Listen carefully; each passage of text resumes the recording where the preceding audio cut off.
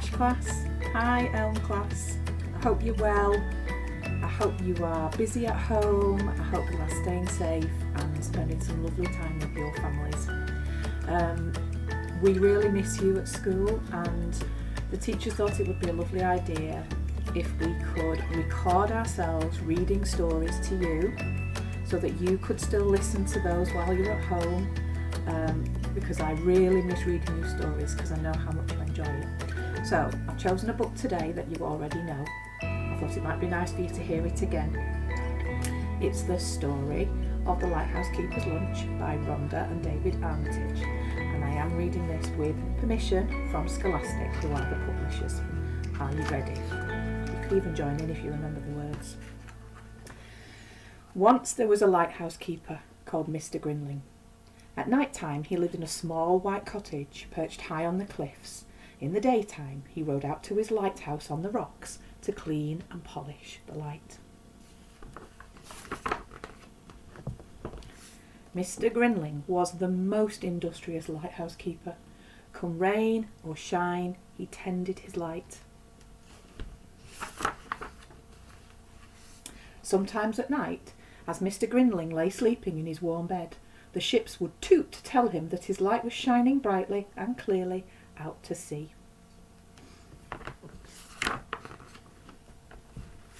Each morning, while Mr. Grinling polished the light, Mrs. Grinling worked in the kitchen of the little white cottage on the cliffs, concocting a delicious lunch for him. Once she had prepared the lunch, she packed it into a special basket and clipped it onto the wire that ran from the little white cottage to the lighthouse on the rocks. But one Monday morning something terrible happened. Mrs. Grinling had prepared a particularly appetising lunch. She had made a mixed seafood salad, a lighthouse sandwich, cold chicken garni, sausages and crisps, peach surprise, iced sea biscuits, drinks and assorted fruit. She put the lunch in the basket as usual and sent it down the wire. But the lunch did not arrive. It was spotted by 3 scavenging seagulls who set upon it and devoured it with great gusto. "Clear off, you varmints!" shouted Mr. Grinling. But the seagulls took not the slightest notice. "She's a great cook, Fred."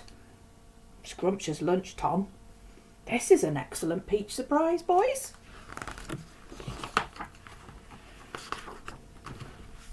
That evening Mr. and Mrs. Grinling decided on a plan to baffle the seagulls.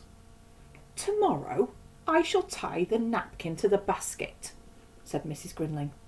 "Of course, my dear," agreed Mr. Grinling. "A sound plan." "They'll have to try harder than this to stop us, Bert."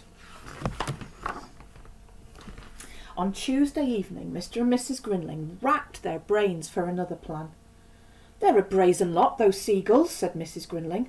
"Brazen indeed," said Mr. Grinling. "What shall we do?" "Our cat does not appear to like seagulls," said Mrs. Grinling. "No, my dear," said Mr. Grinling. "Hamish is an accomplished seagull chaser." "Of course," said Mrs. Grinling. "Tomorrow Hamish can guard the lunch." "A most ingenious plan," said Mr. Grinling. Hamish did not think that this plan was ingenious at all. He spat and hissed as Mrs. Grinling secured him in the basket. "There, there, Hamish," said Mrs. Grinling consolingly. "I'll have a tasty piece of herring waiting for you when you arrive home." He doesn't look very happy, does he? Sadly, flying did not agree with Hamish. His fur stood on end when the basket swayed. His whiskers drooped when he peered down at the wet blue sea, and he felt much too sick even to notice the seagulls, let alone scare them away from the lunch. "Pretty kitty, like a piece of lobster mornay?" "This food gets better every day, Fred." "Aren't you going to chase us, kitty?" "Lack-a-day, lack-a-day," said Mr. Grinling sadly. "Meow, meow," said Hamish pitifully. On Wednesday evening Mr. and Mrs. Grinling racked their brains again for a new plan. "What shall we do?" asked Mr. Grinling. Mrs. Grinling looked thoughtful.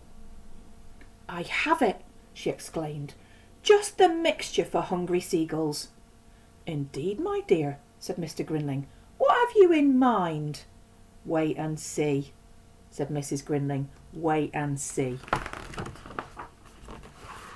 Oh, mustard sandwiches, chuckled Mr. Grinling. A truly superb plan, my dear. Truly superb.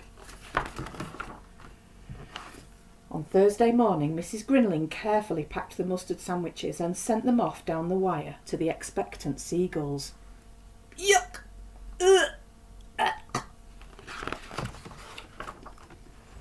On Friday, Mrs. Grinling repeated the mustard mixture. All right, Bob, let's go and have lunch elsewhere. It's the same as yesterday's lunch, Fred. So on Saturday, up in the little white cottage on the cliffs, a jubilant Mrs. Grinling put away the mustard pot before she prepared a scrumptious lunch for Mr. Grinling.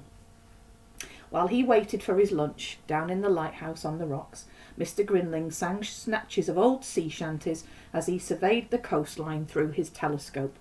And this is what he saw. There's no mustard in this lot, Tom. This is a delicious chocolate eclair, Fred. We'll fly back here for lunch again tomorrow, boys. Ah, well, such is life, mused Mr. Grinling as he sat down to enjoy a leisurely lunch in the warm sunshine. I hope you enjoyed it. Keep watching because there'll be new stories coming on all the time. And remember, you can listen to this one as many times as you want. Stay well. I'll be in touch soon.